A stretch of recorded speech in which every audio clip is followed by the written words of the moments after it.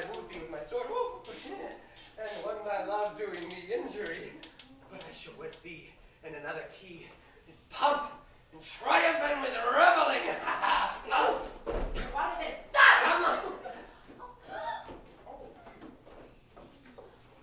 Happy be, Theseus, our renowned duke. Oh, thanks, good Aegis. What's the news with thee? Full of vexation come I, with complaint against my child, my daughter Hermia. Stand forth, Demetrius, my noble lord. This man hath my consent to marry her. Stand forth, Lysander, and my gracious duke. This man hath bewitched the bosom of my child. Thou Lysander, thou hast given her rhymes, and interchanged love tokens with my child.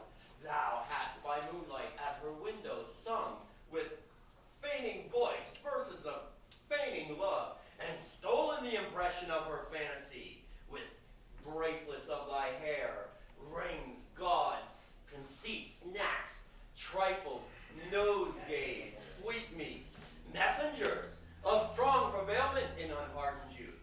With cunning hast thou filched my daughter's heart, turned her obedience, which is due to me, to stubborn harshness. And my gracious duke, be it so she will not hear before your grace, consent to marry with Demetrius.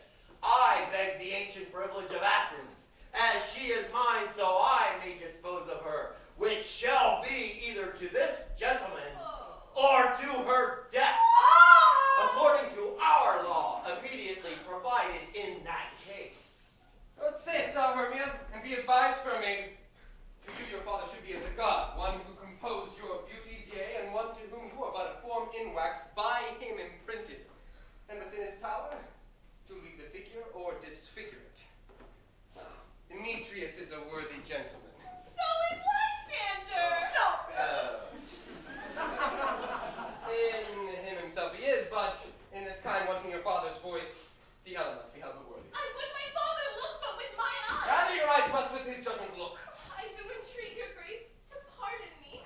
I know not by what power I am made bold or how faith concerns my modesty in such a presence here to plead my thoughts, but I do beseech your grace that I may know the worst that may befall me in this case if I refuse to wed Demetrius.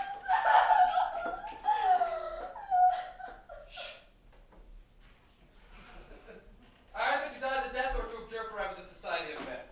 Therefore, fair Hermia, question your desires. Know of your youth, examine well your blood, whether if you yield not to your father's choice, you can endure the livery of a nun.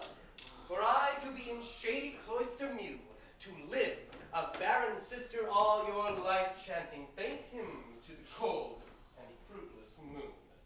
Thrice blessed are they that matches sow their blood to undergo such maiden pilgrimage, but earthly happier is the rose distilled, and that which withering on the virgin thorn grows, lives, and dies in single blessedness. So will I grow, so live, so die, if my lord here. I would yield my virgin patent up unto his lordship, whose unwished still my soul consents not to give sovereignty. Take time to pause, and by the next new moon meet, sealing day betwixt my love and me for everlasting bond of fellowship. Upon that day either prepare to die the death for disobedience to your father's will, or to wed Demetrius as he would, or on Diane's altar to protest for austerity and single life. Relent, sweet Hermia. Lysander, yield thy grace title to my certain right. You have her father's love, Demetrius. Let me have Hermia's. Do you marry him? Whoa. Hey, scornful Lysander. True, he hath my love, and what is mine, my love shall render him. And she is mine, and all of my right of her I do estate unto Demetrius. Well, I am, my lord, as well derived to see. As well possessed, my love is more than his. My fortunes every way as fairly ranked, if not with vantage, as Demetrius. And which is more than all these both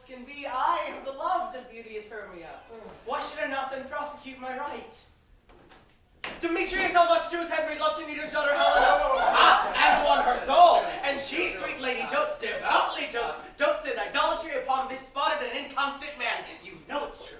I have heard it. I must confess I have heard so much, and with Demetrius thought to have spoke thereof, but being full of self-affairs, my mind did lose it. But, Demetrius, come, man. Come, Aegis, you shall go with me. I have some private schooling for you both. For you, fair Hermia, look you arm yourself to fit your fancies to your father's will, or the law of Athens yields you up which by no means we may extenuate to death, or to avow a single life. Now, come, my Allentown. Primero me besa el culo, so canto de malao. What cheer, my love? Demetrius, you just go along. With duty and desire we follow you.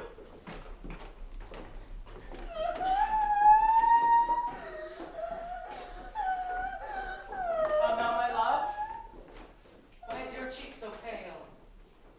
How chance the roses there do fade so fast? Feel like from want of rain, which I can well be teepen from the tempest of my eye. Ay me, for aught that I could ever read, could ever hear by tale or history, the course of true love never did run smooth. But either it was different in the blood, Oh, cross too high to be trolled too low. or else misgrafted in respect of Oh, years, spite too old to be engaged too young. or it stood upon the choice of friends, Oh, hell to choose love by another's eyes. or if there were a sympathy in choice, war, death, sickness did lay siege to it, making it as momentary as a sound, swift as a shadow, brief as any dream, short as the lightning in the colleague night, that in a spleen unfolds both heaven and earth, and ere a man hath the power to say, behold, the jaws of darkness do devour it up. Why did you stop me? You saw that coming. If then true loves have been ever crossed, it stands as an edict in destiny, then let us teach our child patience, because it is a customary process. Due to love and thoughts and dreams and sighs, wishes and tears, what is A good persuasion. Therefore, hear me, Hermia. I have a widow aunt, a dowager of great revenue, and she hath no child. From Athens is her home remote 7 leagues, and she respects me as her only son.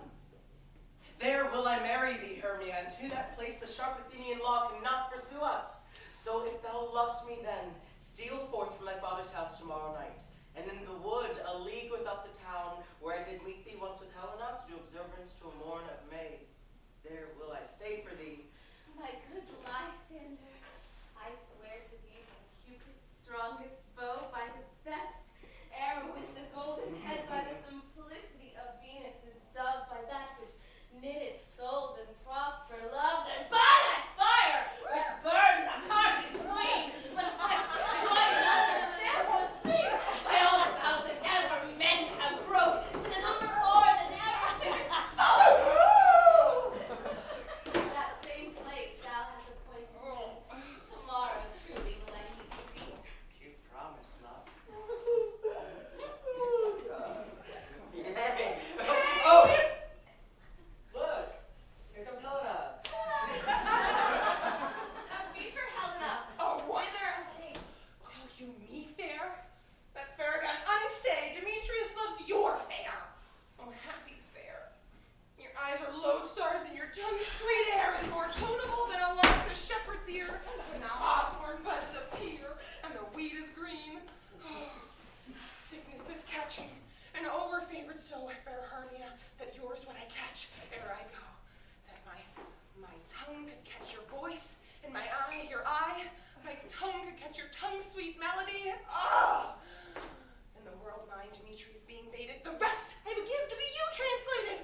Oh, teach me how you look, and with what art you sway the motion of Demetrius's heart. I frown upon him, yet he loves me still. Oh, that your frowns could teach my smiles such skill.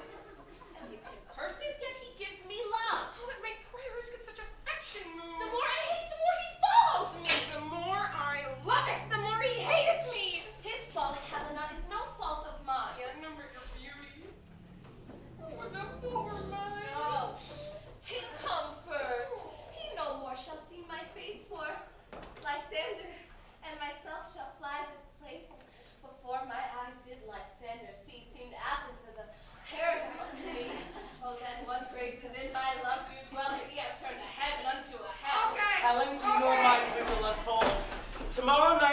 baby doth behold her silver visage in the watery glass, decking with gilded pearl the bladed grass, a time that lover's flight doth still conceal.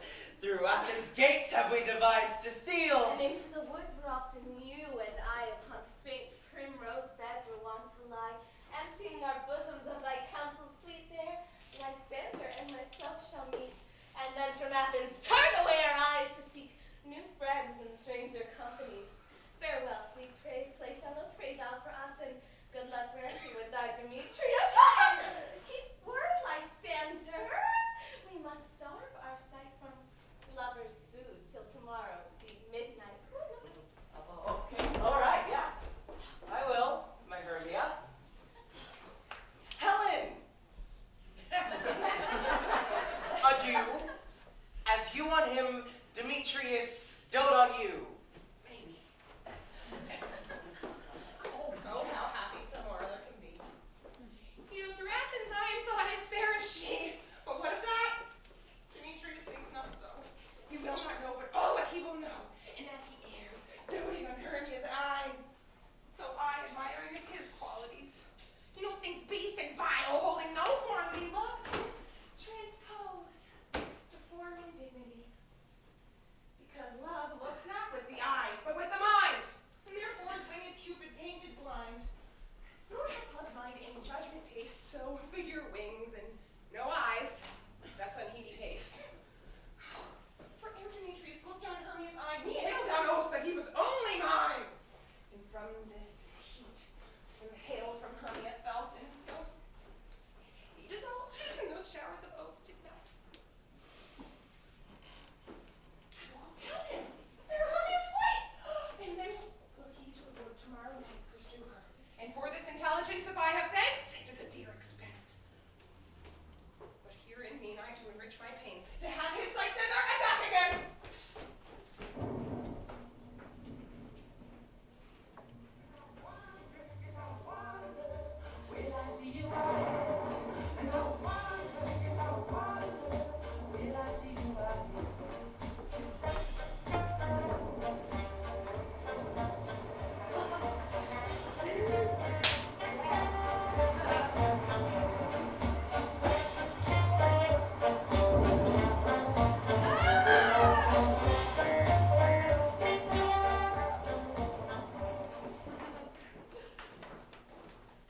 Is all the company here? You were best to call them generally, man by man, according to the script.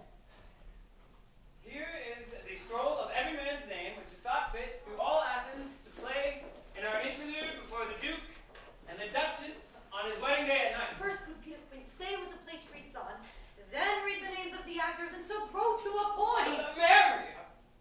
Our play is the most Lambo comedy and most cruel death of Pyramus and Thisbe. Oh! A very good piece of work, I assure you, and Mary. Now, good Peter Quinn, call for the names of the actors by the scroll. Masters, spread yourselves. Answer as I call you. Nick Bottom or Weaver. Ready. Name what part for. You Nick Bottom are sit down for Pyramus. What's Pyramus? A lover or a tyrant? It is a lover that kills himself most gallant for love. That will call for some tears in the true performing of it. If I am to do it to let the audience look to their eyes, I will move storms. I will condole in some measure. Yet, my chief humor is for a tyrant. I could play Heracles rarely, or a part to tear cat to make all split. The raging rocks and shivering shock shall break the locks of prison gates. And Phoebus' car shall shine from far and bake and mar the foolish fates.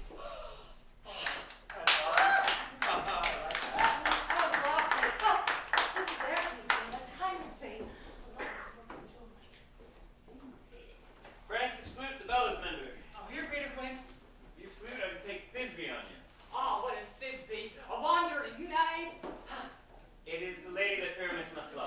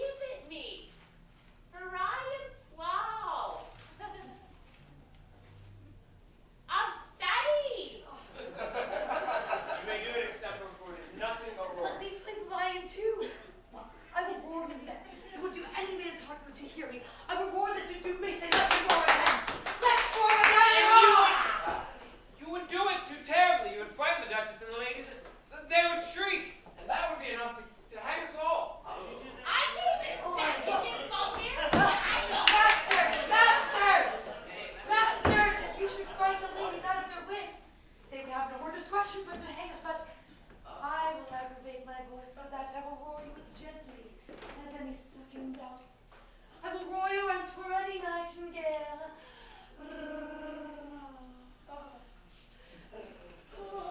You can play no part for Pyramus. For Pyramus is a sweet-faced man, a proper man, as one shall see on a summer's day, a lovely, most gentleman-like man. Therefore, you must needs play Pyramus. Well, I will undertake it. What beard were I best to play in? Why, what you will. Well, I will discharge it to neither your straw-colored beard, your orange tawny beard, your purple and gray beard. Oh, your French crown-colored beard, your perfect yellow. Some of your French crowns have no hair at all. Then you will play a bareface. But, masters, here are your parts, and I am to entreat you, request you, and desire you to come them by tomorrow night and meet me in the palace wood, a mile without town. There we will rehearse, for if we meet in the city, we will be dogged by company or devices known. In the meantime, I will drop a bill of property such as I play once. I pray you, fail me not. We will meet, and there we will rehearse most obscene and courageously. Take pain, will be perfect. Adieu. And at the Duke's Oak we meet. Enough, older cut folks' friends.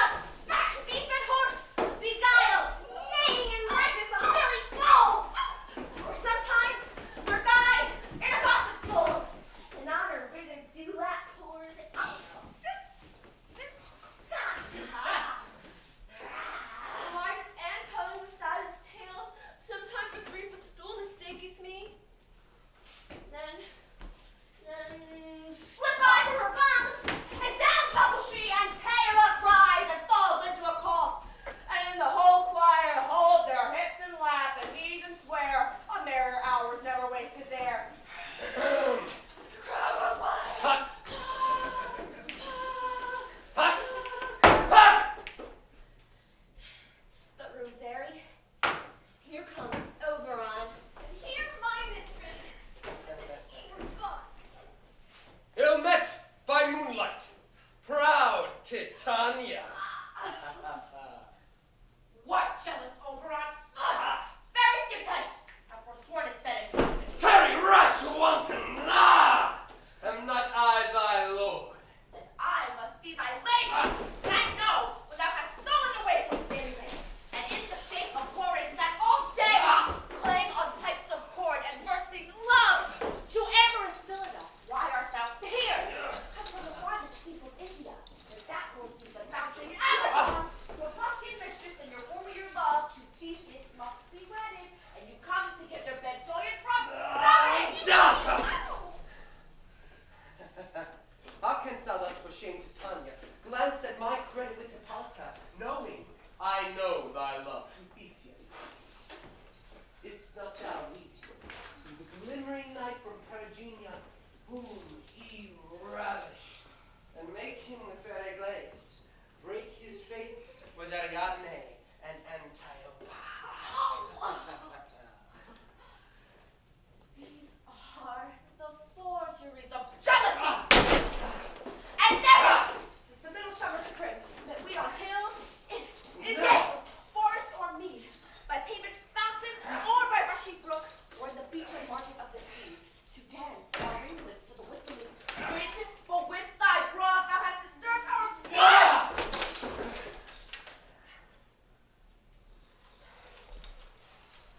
Therefore the wind, piping to us in vain as in revenge, have sucked up from the sea contagious fogs which, falling in the land, have every pelting river made so proud that they have overpoured their continents. The ox hath therefore stretched his yoke in vain, the plowman lost his sweat, and the green corn hath rotted ere his youth attained a beard. The fold stands empty in the drowned field, and crows are flattened with the myriad flock. The nine men's forest is filled up with mud, the quaint mazes of the wanton green, for lack of tread are undistinguishable. The human mortals want their winter here. Night is hymn or carol blessed. Therefore the moon, the governess of floods, pale in her anger, washes over the air, rheumatic diseases to abound. And from this temperature we see the seasons alter. Hoary-headed frost fall in the fresh lap of the crimson rose, and on old hyacinths spin an icy crown.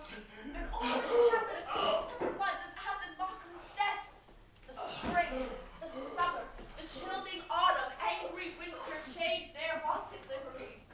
And the mazed world by their increase now knows not which is which. And the same progeny of evils comes from our defame, from our destruction!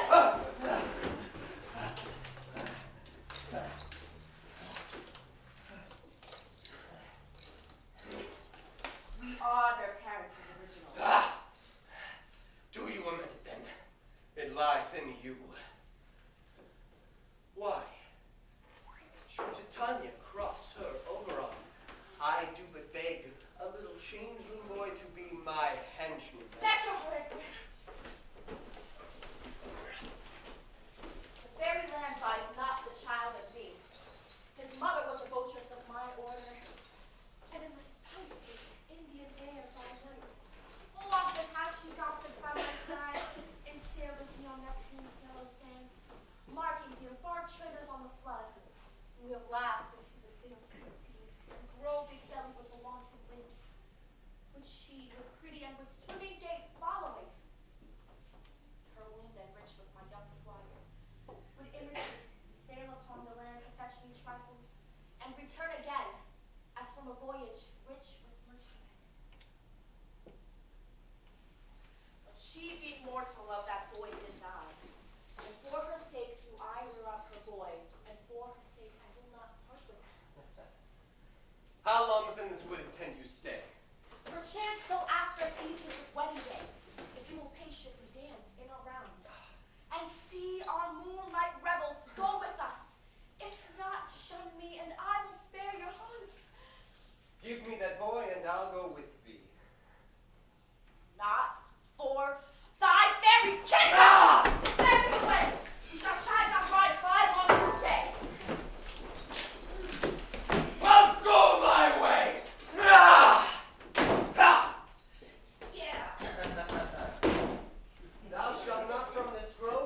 torment thee for this injury. My gentle pup, come hither. Thou rememberest once, when I sat upon a promontory and heard a mermaid and a dolphin's back utter such dulcet and harmonious breath that the rude sea grew civil at her song, and certain stars shot madly from their spheres to hear the sea make music. I remember. That very time, I saw that thou couldst not fly between the cold moon and the earth. Cupid, all armed, a certain aim he took at a fair vessel thrown by the wind, and loosed his love shaft smartly from his bow as it should pierce 100,000 hearts. Yet I might see young Cupid's fiery shaft quenched by the chaste beams of the watery moon, and the imperial boaters passed on in maiden meditation, fancy free. Yet, mark I, where the bolt of Cupid fell.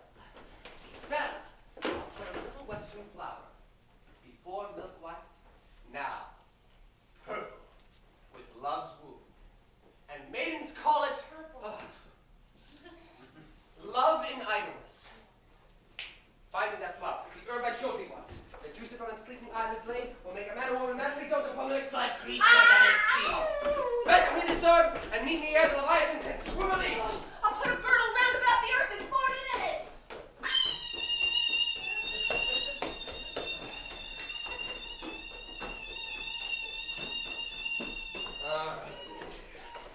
Once, having this juice, I'll watch to tun when she is asleep and drop the liquor of it in her eyes. The next thing then she waking looks upon, be it on a lion, or bear, wolf, or bull, on meddling monkey, or on a busy ape. She shall pursue it with the soul of love. And ere I take this charm from off her sight, which I can do with another herb, I'll make her render up her page to me. But who comes here? I'm invisible, and shall overhear their conference.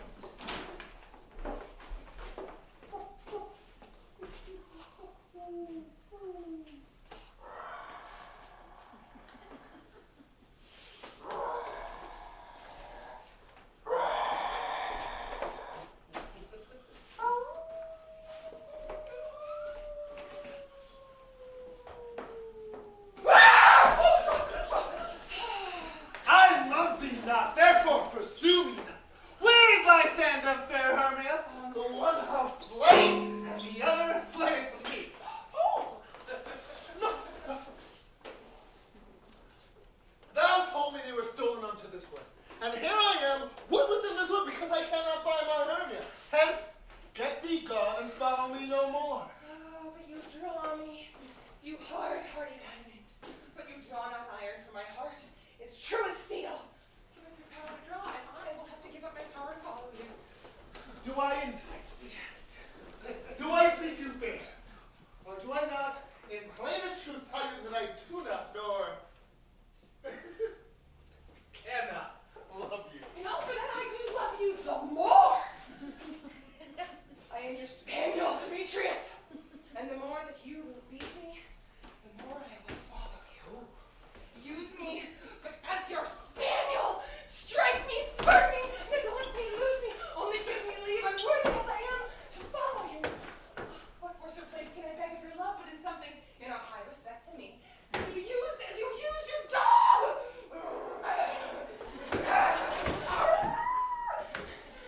Have not too much the hatred of my spirit, for I am sick when I look on thee. Ooh, and I am sick when I look not on you. You do impeach too much of your modesty to leave the city and commit yourself into the hands of one who loves you not, to trust the opportunity of night and the ill counsel of the desert place with the rich worth of your virginity.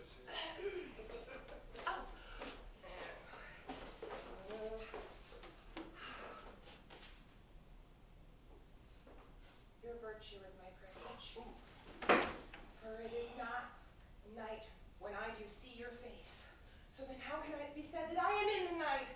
Nor doth this wood lack worlds of company. When you, in my respect to all of the world, how can it be said that I am alone? When all of the world is here to look upon me. I will run from thee and hide me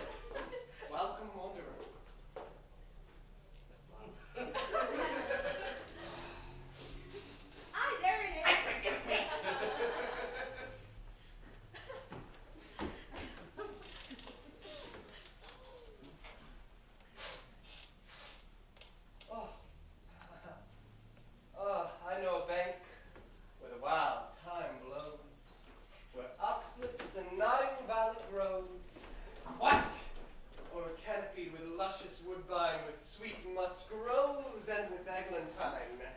There sleeps Titania some time of the night, lulled in these flowers with dances and delight. And there the snake wrapped in her enameled skin weed, wide enough to wrap a fairy in. Ah! And with this juice I'll streak her eyes and make her full of hateful fantasies. Now, take some of it and seek through this grove. A sweet Athenian lady is in love with a disdainful youth. Anoint his eyes, but do it for her. Puck. Oh, goodness. Puck. Anoint his eyes, but do it when the first thing he espies may be the lady. Thou shalt know him by the Athenian garments he hath on, affected with some care, and meet me ere the first cock crows. Fear not, my lord. Your servant shall do so. Puck! Did it work? No, get out!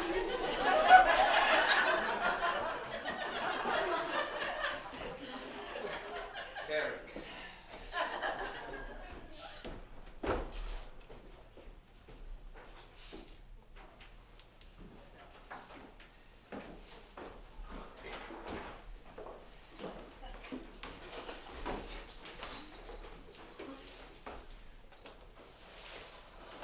Come now around her and the fairy song.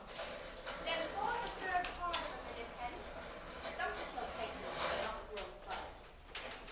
Some more their mouths or their wings to make my small elves cunts. And some keep back the clamorous owl that nightly does some wonders at our queen spirits.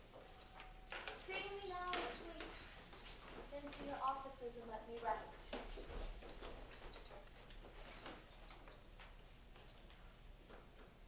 You spun snakes with double tongue, thorny hedgehogs do not seem, newts and blind ones do no wrong.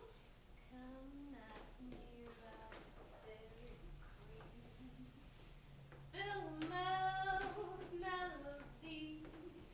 sing in our sweet lullaby.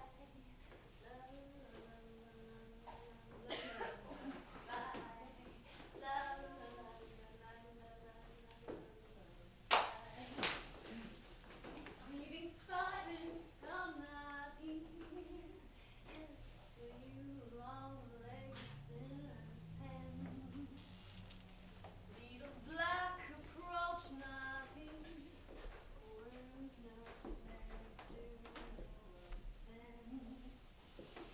Fill melody, singing our sweet lullaby.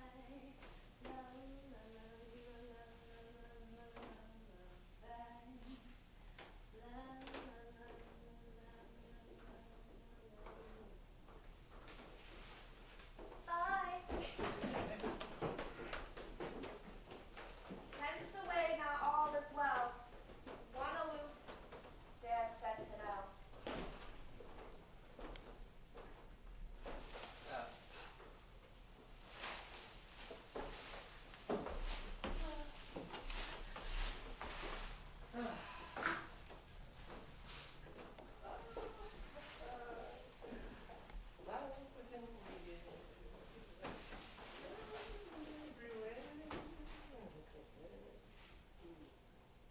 What thou seest, and thou dost win.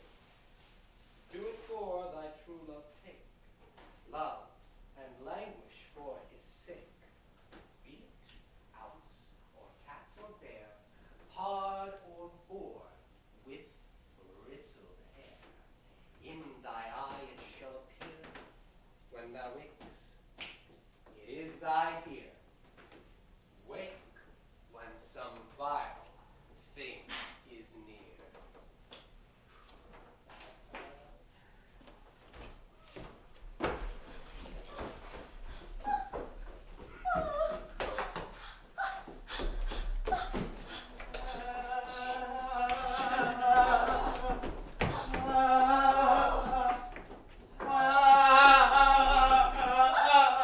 I'll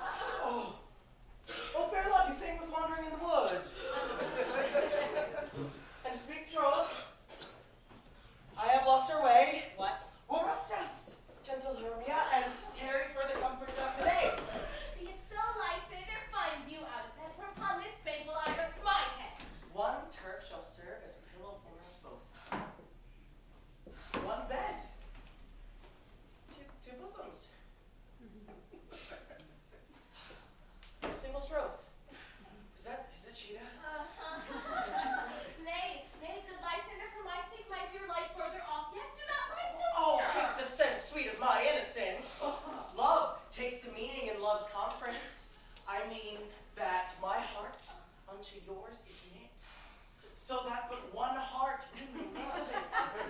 Two bosoms interchained with an oath, so then two bosoms and a single troth.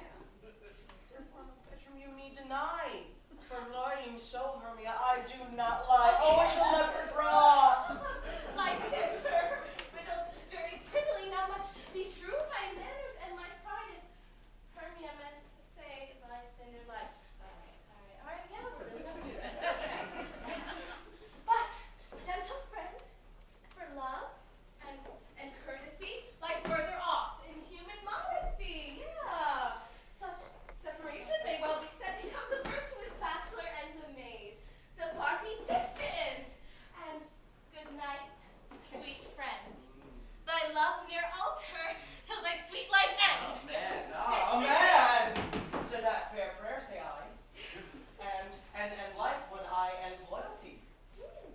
Here's my bed. Sleep give thee all his rest. With half that wish, the wish's eyes be pressed.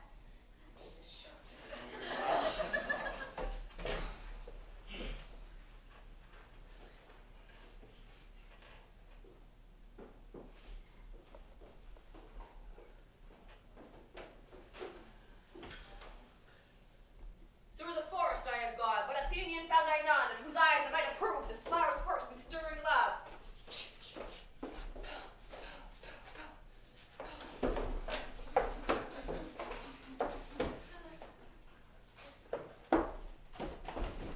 Night and silence. Who is here?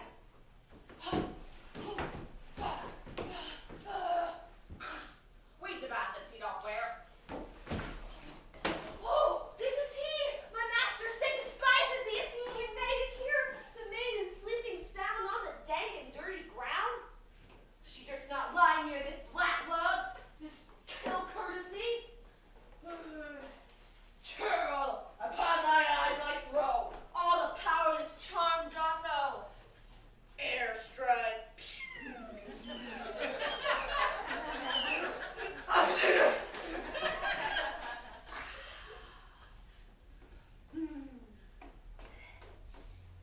When thou wakest, doth love forbid, sleep is seat on thy eyelid.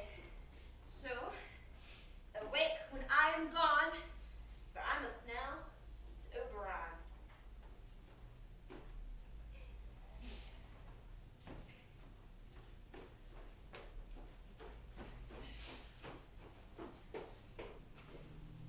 Stay where you killed me, sweet Demetrius!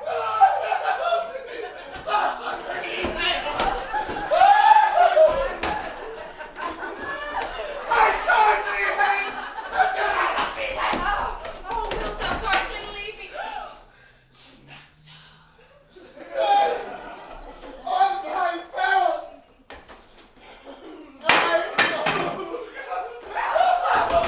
Why don't you do something? I'm out of breath in this fond chase. The more my prayers and the lesser is my grace. Oh, happy is Hermia. Where's the lost she lies? For she has blessed and attractive eyes. How came her eyes so bright? That with salt tears, if so, my eyes were more often washed than hers.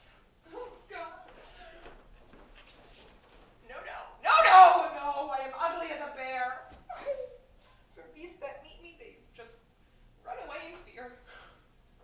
Therefore, no marvel though Demetrius as a monster fly my presence thus. What wicked and dissembling glass of mine made me compare Hermia's Sverion. Ow. What is here? Lysander, what are you on the ground? You dead? Or asleep? Well, I see no blood. No wound. Hey, Lysander! If you live, good sir, awake. Run through fire I will for thy sweet sake. What?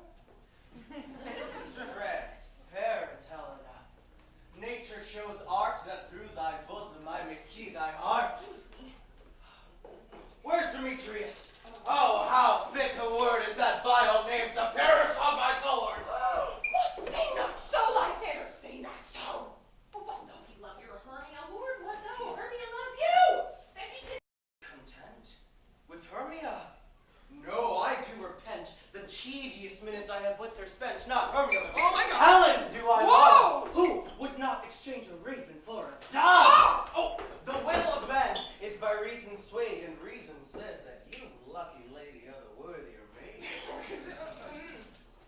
Things growing are not ripe till their season. So I, being young till now, ripe not to reason, and now touching upon the point of human skill, reason becomes martial to my will, and leads me to your eyes, where I may o'erlook love stories written in love's richest book. Strong. Wherefore was I to this keen mockery born? When at your hands did I deserve this scorn? He said not enough, young man, that I can never, no, never did deserve a sweet look from Demetrius's eye. Hey, she has flapped me for my insufficiency. Good troth, you do me wrong, good sooth you do. In such disdainful manner for me to woo. That one lady by another man refused should therefore be another abused? Oh God! Hold on, right here, hold this! No, it's a toy.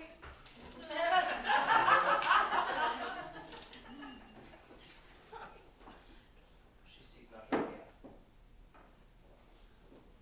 Hermia, lie thou there, oh Jesus Christ, you smell. And may thou never come, Lysander, near for us, a surfeit of the sweetest things, the deepest loathing to the stomach brings, or as the heresies that men do leave are hated, most of them they did receive. So thou, my surfeit, and my heresy, hated by all but most of me, and now all thy power and might to Helen, and to be her knight. Come for ya! Help me! Lysander, help me! Do thy best to pluck thy crawling serpent from thy breast! Ay me! Pity what a dream was here. Lysander, look how I do quake with fear. Methought a serpent ate away at my heart, and you sat smiling at its cruel prey. Lysander? What removed? Lysander! Lord! Oh, what? Out of hearing? Oh, groan? No word, no sound? Oh, well, lad, where are you? Speak, and if you hear, speak of all love. Yeah. Come on, boy, where are you? No. Look how I do swoon with fear. No.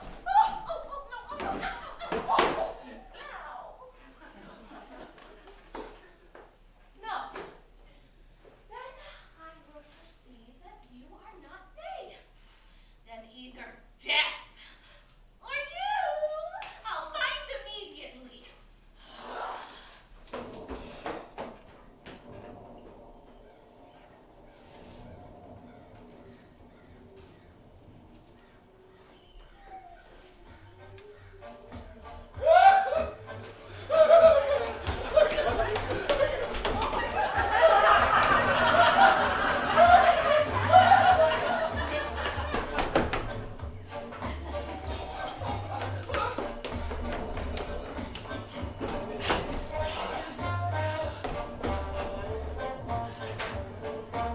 Oh, Christ, no!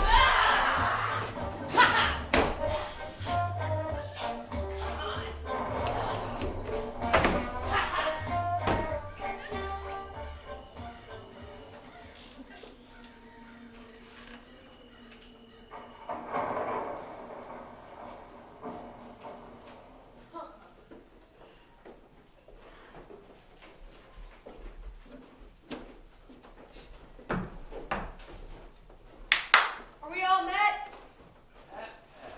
And here's a marvelous, convenient place for our rehearsal. This green plot shall be our stage. This often break our tiring house, and we shall do it in action as we will do it before the duke. Peter Quince, Sayest thou, Pluto? there are things in this comedy of Pyramus and Thisbe that will never please. Well, first, Pyramus must draw a sword and kill himself, which the ladies cannot abide. answer you that. By Our Lady of the Parlor Sphere.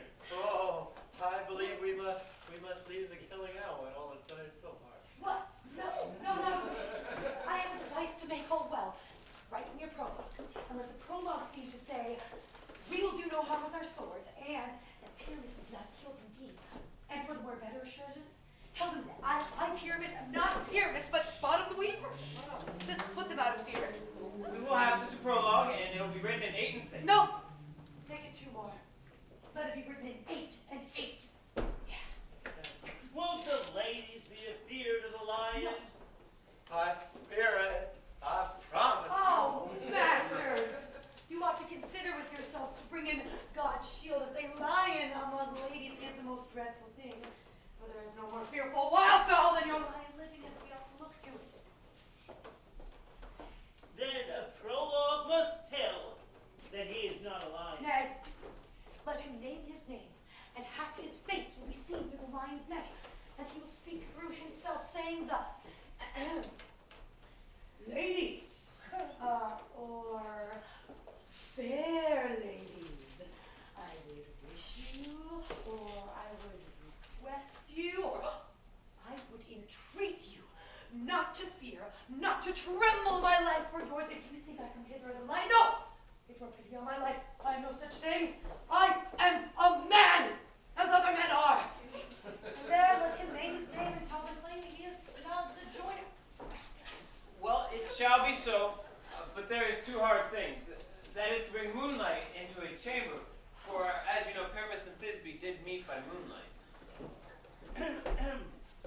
Doth the moonlight shine? That night we play our play. A calendar. Look in the almanac. Find out moonshine. Yes, it doth shine that night. Why then maybe leave a casement of the great chamber window where we play open, and the moon will shine in at the casement. Oh, else one must come in with a bush of thorn and a lanthorn and say he comes to disfigure or to present the person of moonshine. Then there is another thing. We must have a wall in the great chamber, for Pyramus and Thisbe says the story to talk through the chink of a wall. You can't just bring in a wall.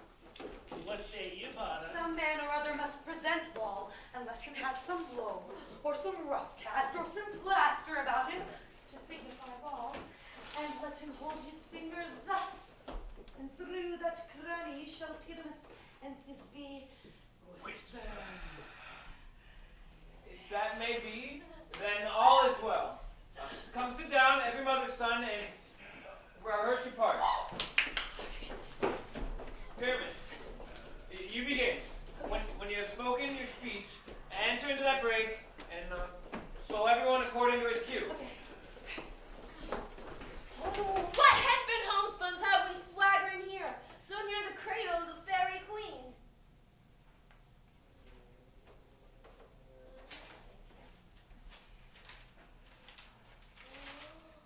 What? A play toward? Oh, I'll be an auditor. I'll be an actor too, perhaps, if I see cause.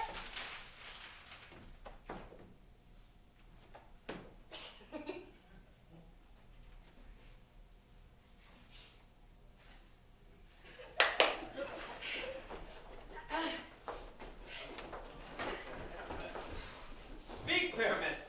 Thisbe, stand forth. Thisbe, the flowers of odious savor sweet. Odors. Odors, savor sweet. So hath thy breath, my dearest Thisbe dear. But hark of those, stay thou but here a while, and by I will to thee appear. Stranger Pyramus in their play here. Must I speak now? Mary, must you, for you must understand, he goes but to see a noise that he heard, it is to come again.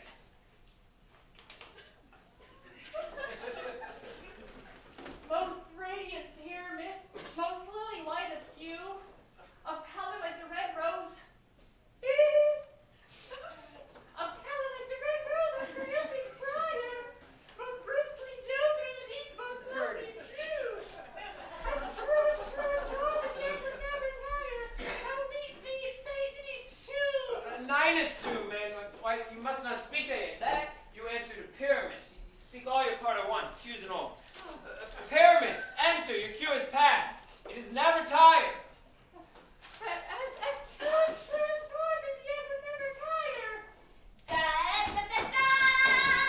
Oh! Oh, monsters so strange! We are haunted prey masters and fly masters! Help! I'll follow you. I'll lead you about around, through bog, through bush, through brake, through briar. Sometimes horse on me, sometimes oak, and despair. Sometimes fire and me, rock and root and roar and burn like horse, cow, hog, bear, fire, power, return.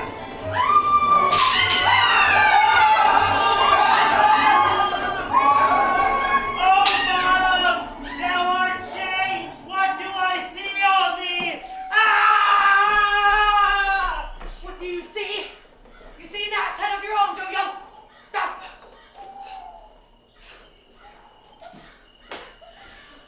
Bless thee, Father, bless thee.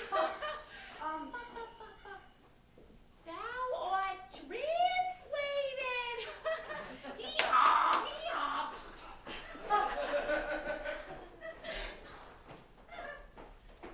Huh. Yeah, I see their knavery. This is to make an ass of me. To frighten me if they could. Well, I will not stir. I will walk up and down this place and I will sing that they should hear I am not afraid. The wolves are so black as you with orange bonny bill. The throstle with his notes which were the red with little quill. What angel wakes me from my flowery The bed? finch, the sparrow, and the lark, the snakes, the cuckoo gray, whose note full many a man doth mark, and dare not answer. Nay. I pray thee, gentle mortal, Oh. sing again. Mine ear is much enamored of thy note. So is mine eye enthralled to thy shape. Me? And thy fair virtue's force perforce doth move me on the first view. To say, to swear, I love thee. What? No, methinks, mistress, you should have some little reason for that. Well, yes, reason and love keep very little company together nowadays. The pity that some honest neighbors don't make them friends. Nay, I can gleek upon occasion. Thou art wise, thou art beautiful. Oh, not so neither, but if I have wit enough to get out of this wood, I have wit enough to serve mine own turn. Yow! Out! Of this wood do not desire to go. Thou shalt remain here, whether thou wilt or This not. is weird. I have the spirit of those memories. The summer still doth tend upon my state, and I do love thee. Therefore, go with me. Okay. I'll give you fairies to attend on thee, and they shall fetch thee jewels from the deep, and sing what thou on pressed flowers call sleep. And I will purge thy mortal grossness, and thou shalt like an airy spirit come.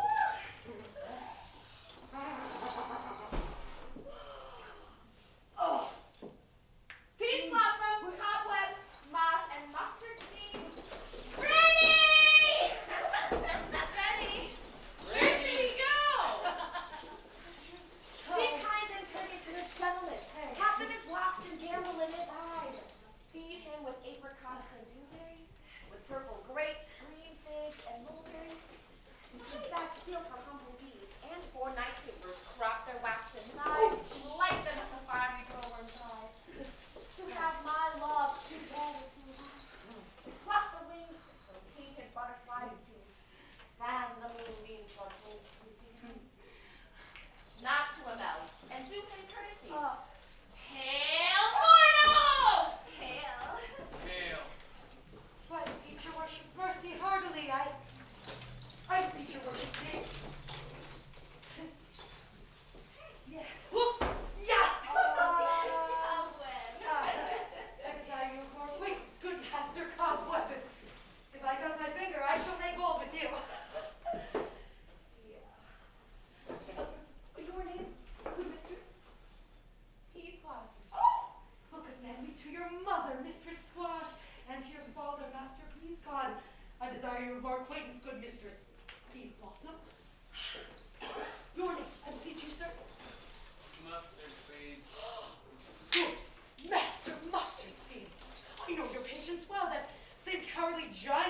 beef hath devoured many a gentleman of your house. I promise you, your kindred hath made mine eyes water ere now. I desire you of more acquaintance, good master. Mustard seed. Ha!